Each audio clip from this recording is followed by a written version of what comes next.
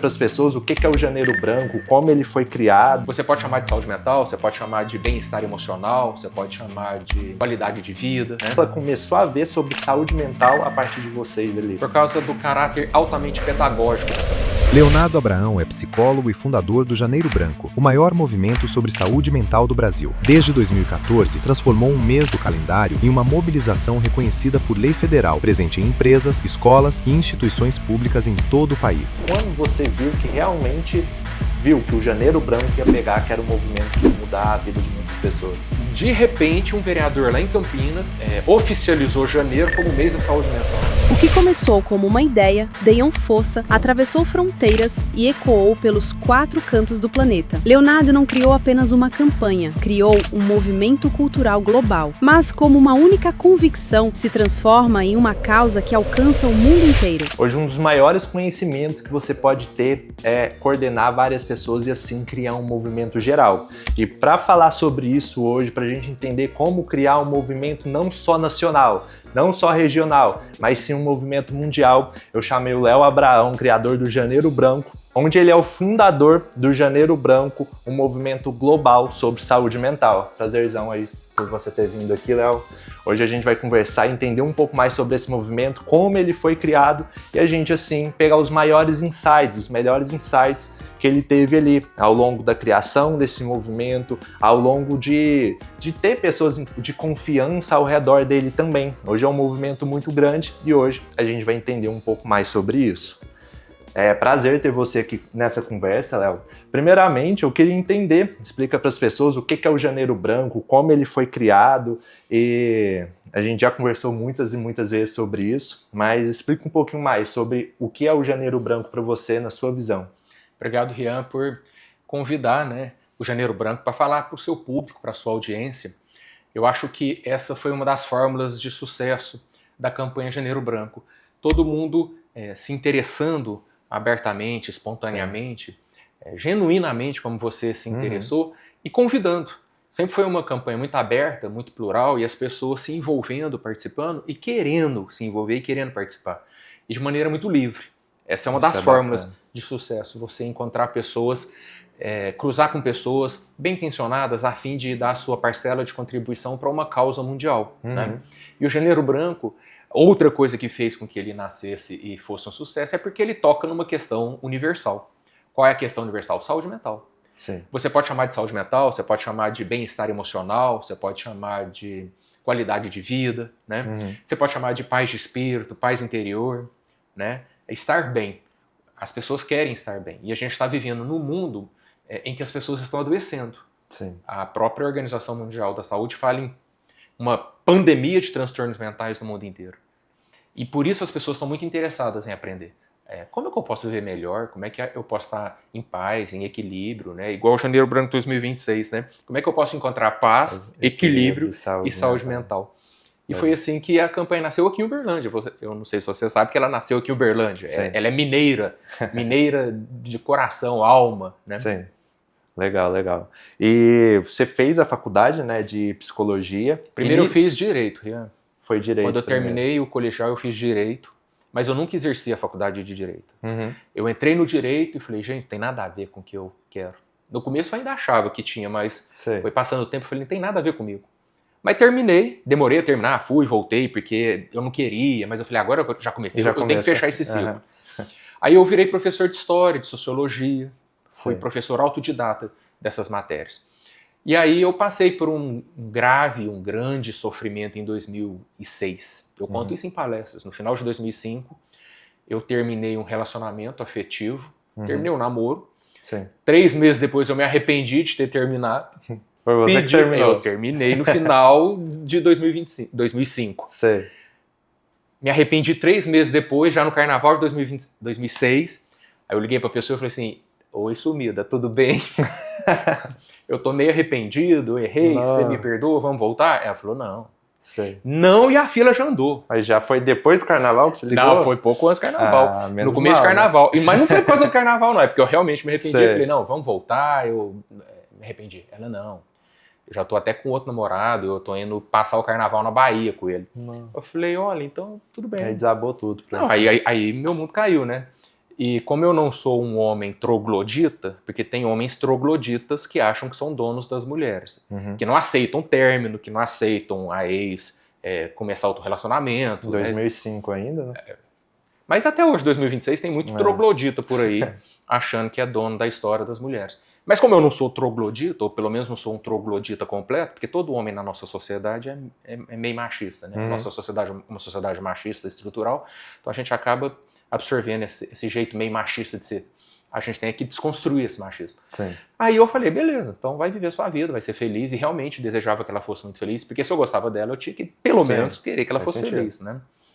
Eu acho que tem uma música dos Los Hermanos que inclusive fala isso, não sei se é Los Hermanos. Mas vai ser feliz, vai em paz, e a história dela seguiu pra lá e a minha pra cá. Só que eu passei o ano de 2006 chorando. Passei 2006 chorando, sofrendo muito. Sei. Eu até adoeci. Porque quando a cabeça não tá legal, o corpo desanda também, né? Cabeça tudo junto. e corpo, mente e corpo, né? A gente é uma coisa só. Cabeça não tá legal, o corpo adoeceu, eu comecei a ter problemas, eu não dormia, eu não comia, eu chorava, eu não trabalhava, comecei a faltar no serviço, um caos, minha vida virou um caos em 2006. Aí eu fui procurar ajuda, aí eu fui atrás de uma psicóloga. Quando eu fui pra psicóloga, eu comecei a entender a minha vida. E aí eu já tinha, sabe quantos anos eu tinha? Quantos? Eu já era adulto, adulto. Já era formado. Já era formado em Direito, era professor de História, Sociologia, eu tinha 33 anos, cara. Quando começou. Tem gente que acha que é muito tarde, né? Começar uma faculdade depois dos 25, depois dos 30 ali. Aí em 2006 eu procurei ajuda e essa psicóloga começou a me ajudar a mim mesmo. Como que eu podia entender a minha história de vida? Por que eu fiz Direito e não gostava? Por que eu insisti em terminar mesmo não querendo fazer o curso de Direito? Por que eu terminei o namoro com ela? Por que eu quis voltar? Por que eu estava sofrendo? Sei. Comecei a entender muitas coisas. Isso aí veio o amor da psicologia, então. Aí eu falei, gente, que profissão maravilhosa. Eu fiquei encantado com o que aquela psicóloga estava fazendo, me ajudando a me entender. E resolvi prestar vestibular para psicologia. Já que eu era formado em Direito e não servia para nada, eu falei, eu vou prestar vestibular para psicologia porque eu gostei disso. Aí eu virei psicólogo. Legal. Aí na faculdade de psicologia que começou, você viu essa necessidade do movimento que não tinha, aí você tinha uns parceiros, como funcionou esse início do movimento do Janeiro Branco? Eu fiz a faculdade de psicologia de 2006 a 2011, aí em 2011 eu formei e comecei a atender no consultório. Aí quando eu virei psicólogo, 2011, 2012, o Janeiro Branco nasceu em 2014. Quando eu virei psicólogo, em 2011 eu comecei a atender, Rian, e comecei a ver o tanto de sofrimento que existe. Sei. Tudo quanto é tipo de sofrimento que os seres humanos podem enfrentar, encarar, viver, eu comecei a receber no meu consultório. Crianças tristes, achando que os pais não gostavam dela, porque os pais trabalhavam muito e brincavam um pouco. Meu pai não gosta de mim. Um sofrimento. Pais sofrendo porque tinham que trabalhar muito e não podia brincar com as crianças. Mãe arrependida de ser mãe, que é uma questão que está crescendo no mundo hoje, é a maternidade arrependida. Um movimento de mulheres que viram mães, amam seus filhos, mas se arrependem. E não tem com quem falar, porque uma mulher vai falar como que se arrependeu de ser mãe. Ela é linchada no meio da rua. Mas tem um movimento crescente de mães arrependidas. Apesar de amar seus filhos, suas filhas, se pudessem voltar atrás, não os teriam. Isso é um movimento muito interessante aí na humanidade. Homens que se apaixonaram por pessoas e não podiam se apaixonar porque já tinham um relacionamento, estavam sofrendo porque se apaixonaram. Né? Homens que ainda não tinham saído do armário, escondendo a sexualidade, a própria sexualidade há décadas. Uma vez eu atendi um senhor, ele já tinha 60 anos, e ele tinha cometido um crime há 30 anos atrás. E ele carregava esse segredo. E esse segredo estava massacrando ele há 30 anos. Então, criança sofrendo, adolescente sofrendo por várias questões, adulto sofrendo, dentro do casamento, fora do casamento, no trabalho, enfim, na igreja. Pessoas carregando segredos que faziam com que elas se torturassem, né? Então, muitos tipos diferentes de sofrimentos humanos, Rian. Eu falei, gente, a gente precisa de uma campanha. Não dá pra as pessoas viverem... Porque ninguém falava muito disso. Não falava. Era frescura, né? Tá triste lá, tá chorando no quarto, frescura. Mimimi. Vai trabalhar, pega uma enxada. 2011? Sim. Aí, no final de 2013, eu pensei, a gente precisa de uma campanha. Porque tem muita coisa, tem um psiquiatra vienense chamado Viktor Frankl, que certa vez disse, as pessoas sofrem, isso é impossível fazer com que elas parem de sofrer, mas a gente pode ajudar as pessoas a sofrerem melhor. As pessoas precisam aprender a sofrer. Como lidar com o sofrimento? como lidar com o entender o desespero, sofrimento também. entender, tirar proveito dele, crescer com ele, Uhum. né? Processar o sofrimento de uma maneira mais saudável. Sei. Aí eu falei, a gente tem que ensinar as pessoas a sofrer, a gente tem que ensinar sobre sofrimentos, a gente tem que ouvir as pessoas precisam aprender sobre si mesmas, autoconhecimento, autoestima, etc. Que é inevitável, né? Querendo ou não, todo mundo na vida vai sofrer um dia. Deixa eu te perguntar De uma coisa, várias eu falei de mim, formas. você já sofreu? Já, todo mundo já Todo sofreu um mundo pouco. É claro que não é na mesma proporção que outros, mas todo mundo tem um sofrimento ou outro que talvez incomode ainda, ou já incomodou na vida. Ou sofrimento, ou dúvida, ou angústia, Sim. ou um desafio muito sério, um medo, Sim, né? insegurança. ou uma insegurança, ou um segredo, É. né? Ou uma necessidade, ou uma decisão para tomar e não sabe exatamente. Imagina a quantidade de pessoas que tomam decisões no mundo e não se conhecem. Por que eu fui fazer direito? É uma pergunta. Que até hoje, com a minha psicóloga, eu deitado lá no divã, eu discuto com ela. Por que eu fui fazer direito?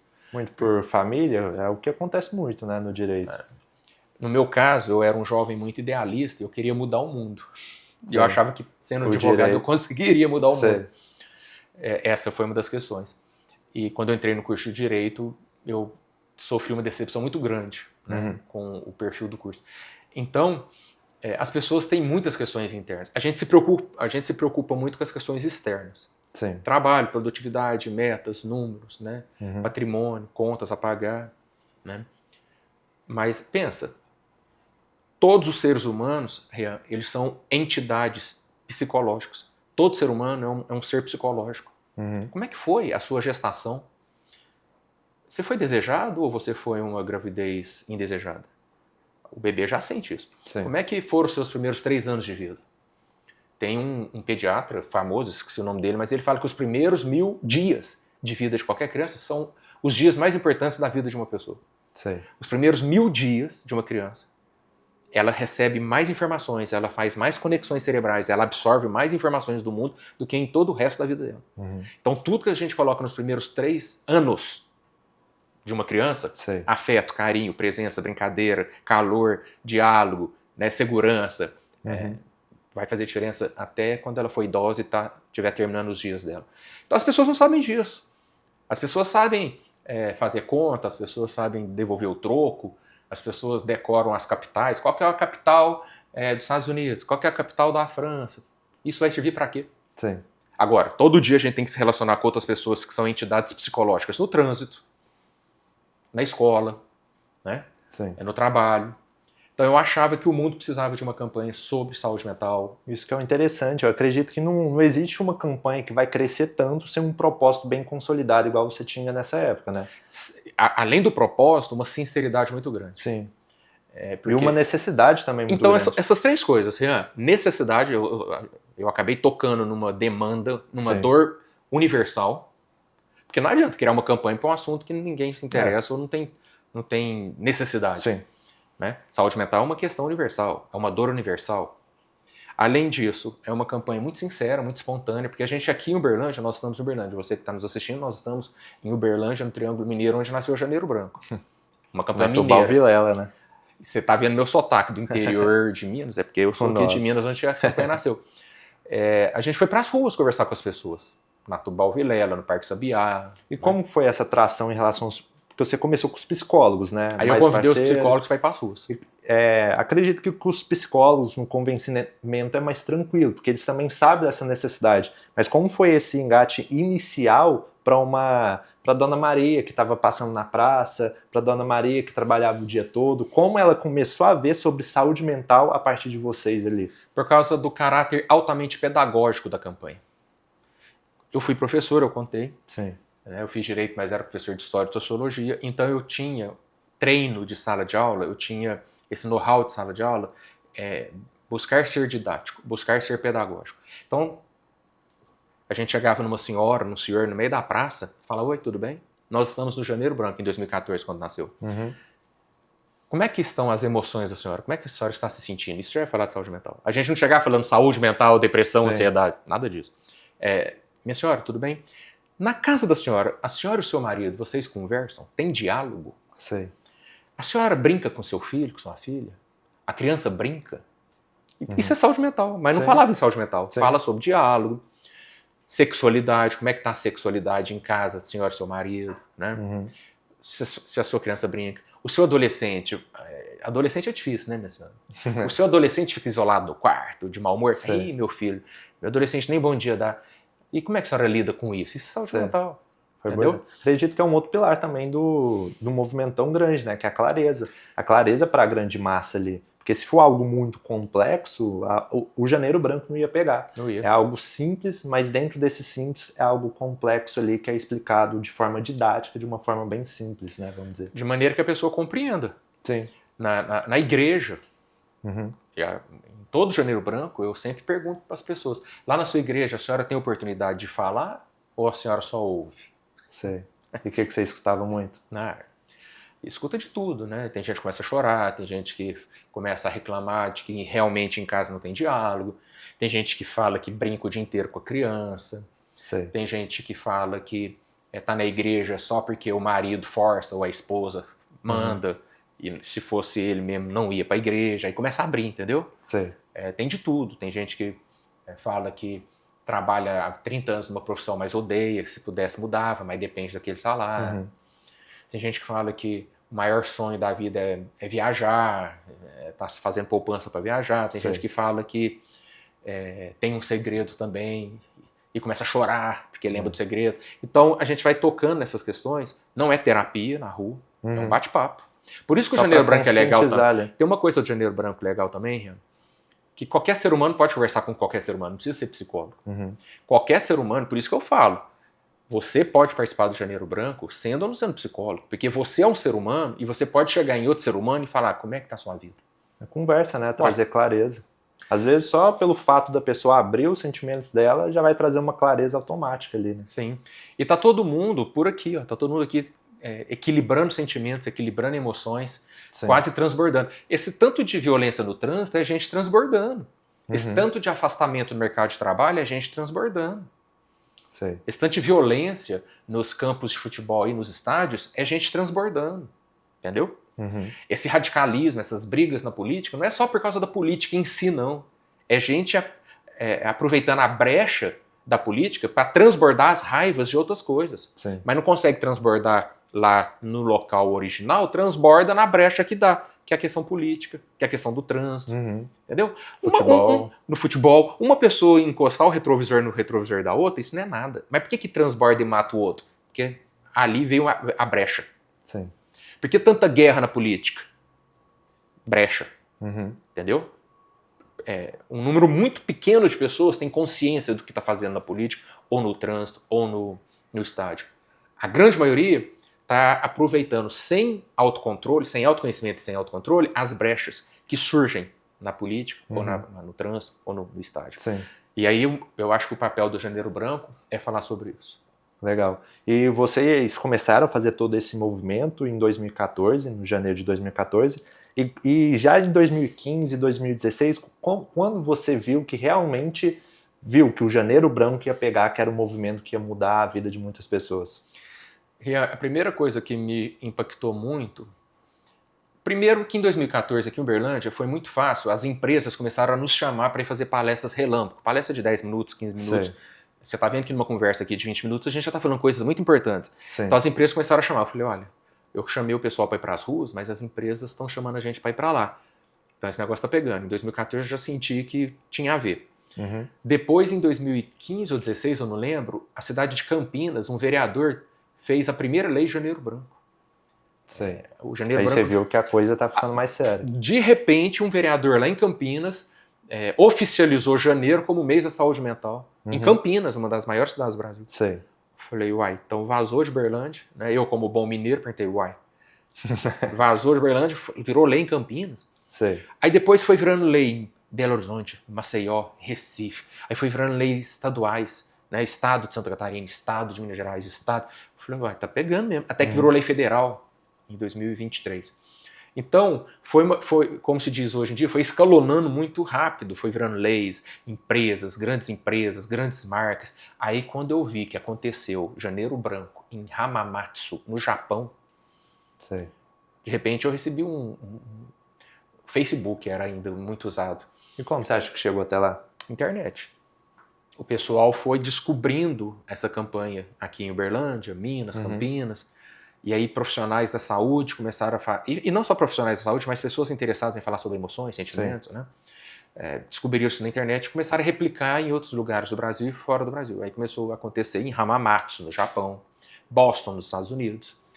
Eu tive notícias do Janeiro Branco na Irlanda, na Holanda, depois em Cabo Verde, Luanda, Angola, África. E aí se transformou num movimento internacional. Depois eu fui pesquisar na internet, né? Janeiro Branco no mundo online na França, em sites na Espanha, entendeu? E aí eu comecei a receber e-mails também. Este ano de 2026, inclusive, eu não respondi para você ver como é que a campanha é tão forte que nem sempre eu dou conta de processar tudo, responder tudo. Este ano de 2026, em janeiro de 2026, um palestrante norte-americano, que é um palestrante sobre qualidade de vida, né, bem-estar, a gente recebeu um e-mail em inglês. Eu não falo inglês, eu tive que copiar o e-mail e traduzir. Olá, aqui é da equipe de fulano, que é um palestrante norte-americano. Nós queremos realizar o Janeiro Branco aqui, parabenizando e querendo realizar o Janeiro Branco lá. Então, é uma demanda universal. É uma demanda universal. E o Janeiro Branco abriu uma oportunidade universal. E de maneira muito livre, né? Espontânea, sincera, didática, simples. Por isso que deu certo. Agora vai crescer ainda mais, porque o Rian está participando da campanha, ajudando a trafegar todo o conteúdo para fora. Sim, eu participei de toda a parte estratégica ali do Janeiro Branco 2026. Foi o primeiro contato ali, a gente pegou já em novembro, dezembro ali. E o que mais me impressionou de todo esse movimento que o Léo criou e o que ele vem desenvolvendo é essa afetividade que as pessoas têm, né? Esses mobilizadores do Janeiro Branco, o tanto que eles estão dentro ali com vocês.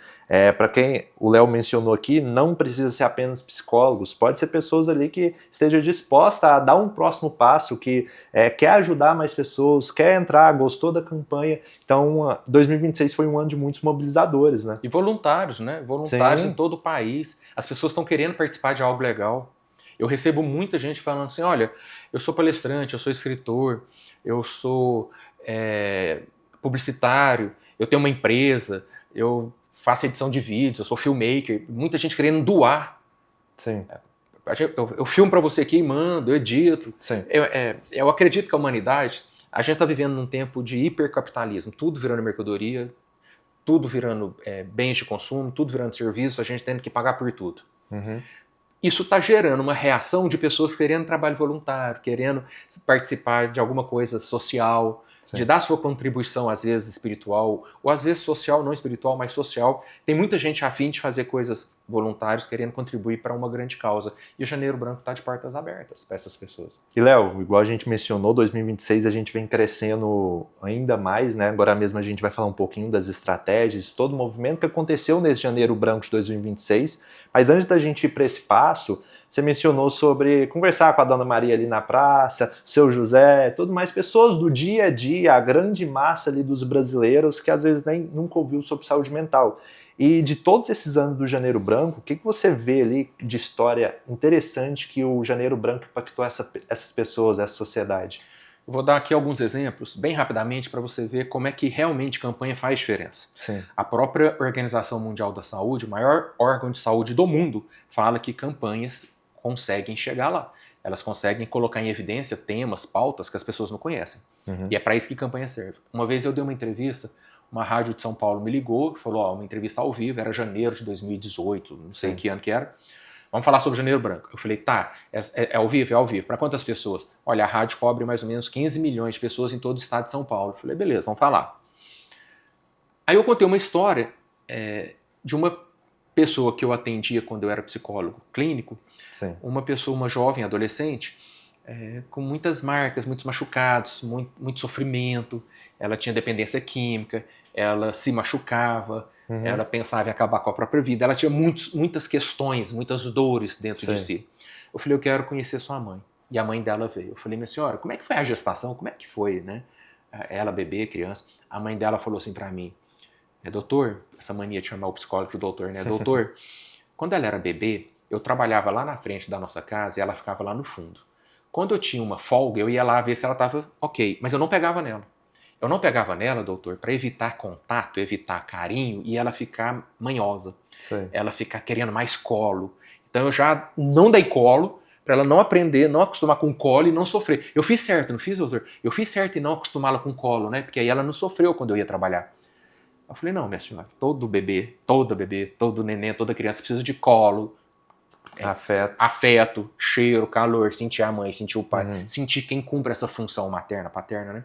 Precisa de carinho. Imagina, sair de dentro de um útero quietinho, quentinho, gostosinho e cair num mundo frio, isolado. É óbvio que precisa estar ali, né? Eu entendo a sua boa intenção. Mas isso é falta de entendimento sobre o que um ser humano precisa. Entendi. Aí quando eu falei disso na rádio, milhões de pessoas ouviram que bebê precisa de afeto, de carinho, de colo, que às vezes as pessoas por ingenuidade, desconhecimento ou ignorância, mesmo com boa fé, mesmo bem intencionada, cometem erros que vão afetar. Essa criança cresceu cheia de vazios, sem colo, sem carinho, sem afeto, sem presença. Sim. Cresceu cheia de buracos. E aí virou o que virou. Então, quando a gente fala isso na rádio, para milhões de pessoas, você pode estar salvando milhões de bebês. Você pode estar salvando milhões de mães, milhões de relações. Isso é Janeiro Branco, gerando informação, conscientização, psicoeducação e mudando vidas. Sim. Esse é o primeiro caso. Outro exemplo que aconteceu aqui em Uberlândia, a gente foi pra rua fazer Janeiro Branco, aí a gente faz roda de conversa, senta com as pessoas que estão no ponto de ônibus, toca violão, tira dúvidas sobre saúde mental, né? Passou um senhor que conversou com uma psicóloga que estava lá só falando sobre a importância do diálogo, da paciência, do autocontrole. Ele foi embora, ela chegou em mim e falou, Léo, sabe o que aquele senhor que está indo embora acabou de me dizer? Que a gente acabou de mudar a vida dele.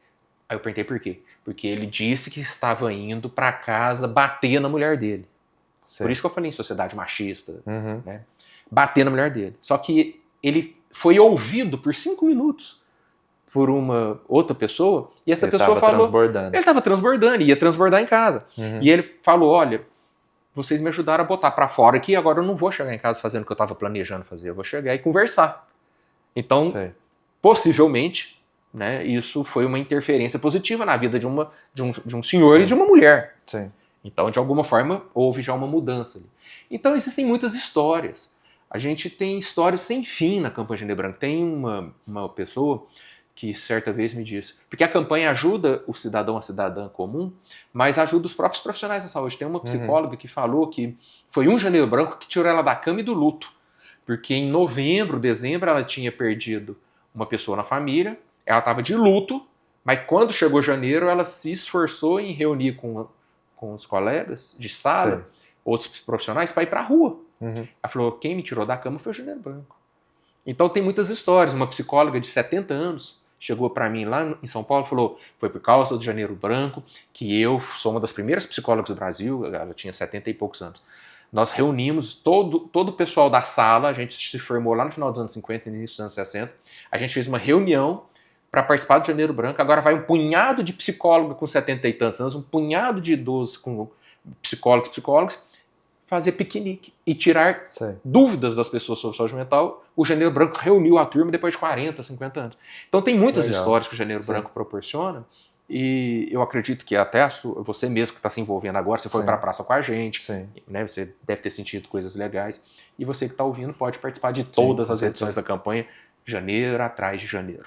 E acaba que o movimento ficou tão grande, né, Léo, que não está mais, vamos dizer que a gente está perdendo até dimensão. Nesse 2026 a gente alcançou milhões e milhões de pessoas. O Léo chegou com a estratégia que ele queria aplicar, que a gente vai fazer a corrida, tem vários movimentos, tem os posts ali, tem os vídeos de conscientização, tem nas praças, as palestras. E qual foi a ideia? A gente reunir isso tudo e potencializar ainda mais.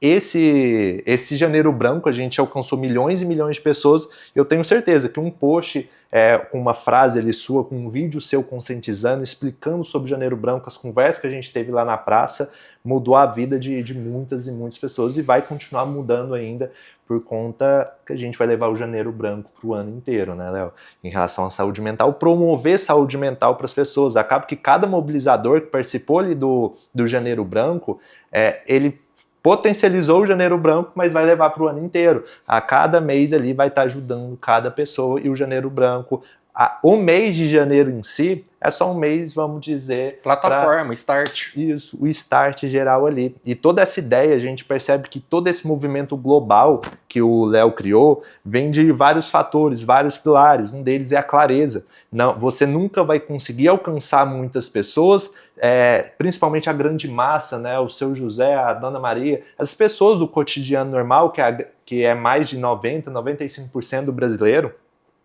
Você não vai conseguir alcançar essa grande massa se você não tiver algo claro, uma mensagem bem clara. Isso o Léo teve. Ele também teve propósito, teve pessoas ali junto com ele. Então foi todo um movimento que vem dando certo e agora vai potencializar ainda mais. E ao longo de 12 anos. Sim. Nada é assim. Nasceu em 14, em 16 virou lei em Campinas. Sim. Entende? Sim. Foi em 23 que virou lei federal. Então, esse tempo de maturação, né, de crescimento espontâneo. Sim. Porque é uma coisa que eu sempre quis para o Janeiro Branco, que ele fosse no tempo dele. Uhum. E não ser assim, fogo de artifício, fogo de palha, Sim. que explode, mas acaba em um segundo. Sim. Vai devagar, vai penetrando, vai infiltrando, vai conquistando as pessoas. Sim. E vai ganhando substância, vai sendo real e não oco. Né? Uhum. Tem a coisa oca e tem a Sim. coisa substancial. E ele é substancial. Sim, eu concordo. Só pelos mobilizadores, os grupos do Janeiro Branco, ativo até hoje, a gente conversa lá, as pessoas querendo ajudar ainda mais. No Brasil inteiro. No Brasil inteiro. Então, é um movimento muito forte ali. E queria saber de você, Léo, para a pessoa ali que quer participar do Janeiro Branco, que quer participar de um movimento para ajudar outras pessoas, como ela pode começar, o que ela pode fazer ali, dentro da rotina dela, que encaixe ali na rotina dela? Primeira coisa é entender o que pode fazer diferença nas vidas das pessoas. É o que é a dor, né? O pessoal do marketing fala, qual é a dor? Né? Sim. Você vai propor algo que tem a ver com o quê? E que realmente faça diferença para as pessoas. E a gente, às vezes, se ilude achando que aquilo faz sentido para a gente, que vai fazer sentido para todo mundo. Não necessariamente. Tem muita gente que inicia um movimento, ou propõe um serviço, ou propõe uma causa, mas realmente aquela causa não é universal, ela não dialoga com todo mundo. Sim. Às vezes é uma demanda apenas pessoal. Então ela tem que ter essa capacidade de filtrar, isso é pessoal ou isso é regional? Isso é pessoal ou isso é universal? É uma dor mesmo, né, de todo mundo. E aí, sinceramente, espontaneamente, sensivelmente, chamar as pessoas para construir uma solução. Quando eu chamei os psicólogos, eu já propus que nós fôssemos para as ruas, levar mensagens sobre saúde mental. Né? Então, qual que é o propósito? Qual é a metodologia? O que você vai fazer? Encontrou qual é a dor? Essa dor é só sua ou é uma dor que dialoga com todo mundo? O que você vai propor? Qual é a metodologia? Nós propusemos ir para as ruas conversar com as pessoas. Qual é a metodologia? Né? Qual a resposta que você vai colocar? É possível chamar mais gente para te ajudar? Sim, então vai fazer isso. E com sinceridade. E não pensando já em, como se fala, em escalonar, em monetizar, e não pensando já em alcançar resultados. Não. Começa no bairro ali, começa na escola, ali, no trabalho. Entregando algo de verdade. E vai dando tempo ao tempo, vai alimentando, né, nas redes sociais. Não só nas redes sociais, porque a gente ia para as ruas, isso é offline. Não é fazer uma coisa só de algoritmos. Em 2013/14 nem se falava tanto em algoritmos. Mas a gente foi para o mundo offline. Mundo offline, praças, igrejas, empresas, escolas, a vida real, sala de espera de hospital. Então tinha muita realidade, muita verdade, né? Muito pertencimento. E que a gente fotografava e filmava, aí foi para as redes. Então nós não fomos para as redes fazer o movimento, a gente foi para as ruas e das ruas levando para as redes, onde as pessoas estão. Esse contato mais próximo também fez você entender ainda mais os problemas, os desejos, igual você falou do marketing, os problemas que elas têm, as objeções do porquê a pessoa não concorda com o Janeiro Branco. Você foi entendendo isso tudo e a cada ano você ia fazendo uma campanha cada vez melhor. Né? E ela foi ganhando vida própria. Hoje o Janeiro Branco acontece em igrejas, em escolas, em empresas, em prefeituras, secretaria de educação, ela acontece. Quem pesquisar no Google vai ver que tem no país inteiro tudo quanto é tipo de local, que vai desde empresa privada pequena a empresa multinacional. Vai desde igreja a prefeituras, né? Até o governo federal que fez a lei federal Janeiro Branco. Então foi ganhando vida própria. E agora que a gente, depois de 12, 13 anos, que a gente vai começar a pensar, então agora vai ter a camiseta do Janeiro Branco, camiseta... Porque a gente tem essas aqui, mas feitas por nós mesmos só para poder gravar e tudo. Mas a gente precisa agora disponibilizar para toda a sociedade, vestir a camiseta, né? Ter os recursos para, ao longo do ano, lembrar da mensagem do Janeiro Branco. Então, camiseta, então agenda, né? Cursos, palestras. Aí ganhou forma, substanciou, né? Ganhou credibilidade, tem razão de existir, tem por que existir e tem credibilidade pública. Agora a gente pode ir para um passo além, oferecer serviços, né? Estruturar serviços, inclusive sociais, para atender a demanda psicossocial da humanidade. Porque tem gente que não tem onde buscar ajuda. Então nós precisamos estruturar serviços de atendimento, precisamos estruturar serviços de acolhimento, e para isso precisamos vender camiseta para pagar o aluguel ou pagar a mão de obra do psicólogo que vai atender quem vai... Entende que as coisas vão se desdobrando naturalmente? Sem queimar etapa? Não queime etapas. Comece pelo entendimento de qual é a dor, o que você pode oferecer de metodologia simples que todo mundo abraça, tem mais gente a fim de te ajudar? Vai. E aos poucos, honestamente, vai regando este projeto, ele vai dar frutos. Legal, legal. Então, os próximos passos assim, do Janeiro Branco, acredito que você já passou da fase de conscientizar. As pessoas já estão conscientizadas, agora mesmo a gente pode abordar bem brevemente sobre a lei agora que vai ser federal, sobre a NR1, sobre saúde mental nas empresas. E então, eu acredito que, no geral, o Brasil, pelo menos, as pessoas já entendem sobre saúde mental, já é conversado de uma forma melhor. O que você acredita, então, que é o próximo passo? É realmente fazer as contratações de psicólogos, promover saúde mental? Qual que é a sua visão disso, dos próximos passos? Eu acredito que já existe uma maior facilidade para se falar sobre saúde mental, qualidade de vida e bem-estar emocional. Só que ainda precisamos continuar educando. Sim, nunca pode parar. Porque as pessoas, saúde mental, mas o que é depressão? Saúde mental, mas o que é angústia? Entende? A gente tem que aprofundar alguns conceitos, alguns entendimentos, né? Comportamento humano, por que as pessoas repetem comportamentos, por que algumas pessoas, mesmo sabendo dos malefícios das substâncias psicoativas como o álcool, caem no alcoolismo. A gente precisa continuar educando. Isso sempre, primeiro nível, saúde mental, topo de funil, saúde mental. Mas agora a gente precisa começar a ensinar mais o que promove saúde mental, o que é prejudicial à saúde mental, né? A gente continua esse papel de professor do Janeiro Branco, de educação, psicoeducação, não vai rolar. Só que agora a gente precisa aproveitar que a campanha é mundial, tem credibilidade nacional e internacional, e buscar recursos, buscar apoios, inclusive das autoridades, para estruturar serviços. Para ajudar a rede de atenção psicossocial, ajudar o Sistema Único de Saúde, que não dá conta de tudo. Então a gente vai estruturar esses serviços, entende? É o próximo passo. Mas para isso, precisa que a organização da sociedade civil, que é o Janeiro Branco, antigamente falava ONG. Antigamente falava ONG, a gente não chama mais ONG.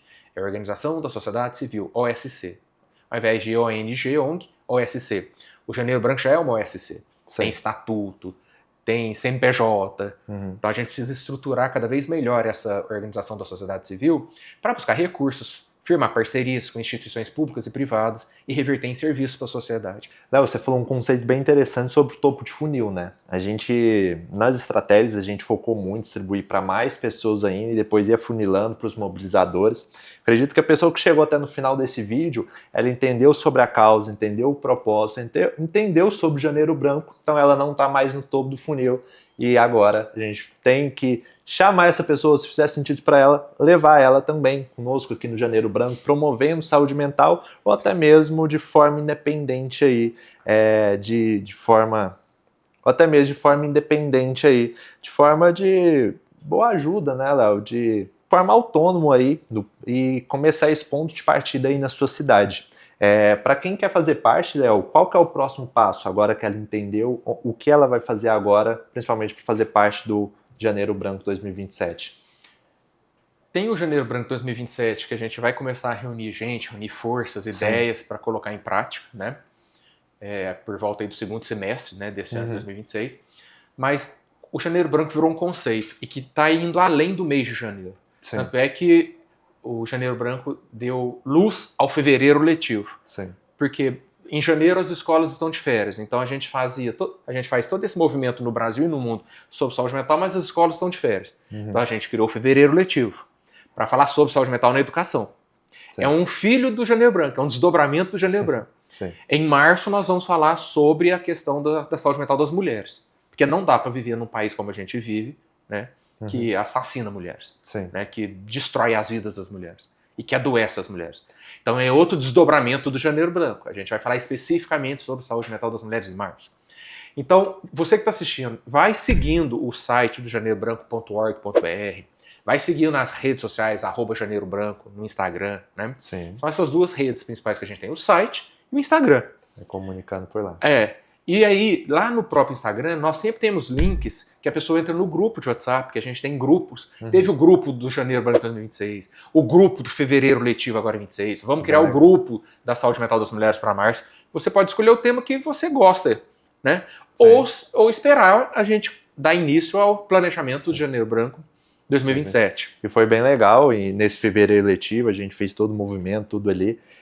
Fez os materiais, e o mais legal nesses grupos é ver as professoras imprimindo os materiais, fazendo as atividades ali com os alunos, com os familiares. É muito bom, né? Tipo, todo o movimento que foi criado ali por você lá em 2014 em si, foi fazendo esse movimento. Agora o Fevereiro Letivo fico bem feliz mesmo, Léo, de ter participado de uma fração disso ali do janeiro, agora do fevereiro também, e pode ter certeza que estou bem animado ali com essa parceria.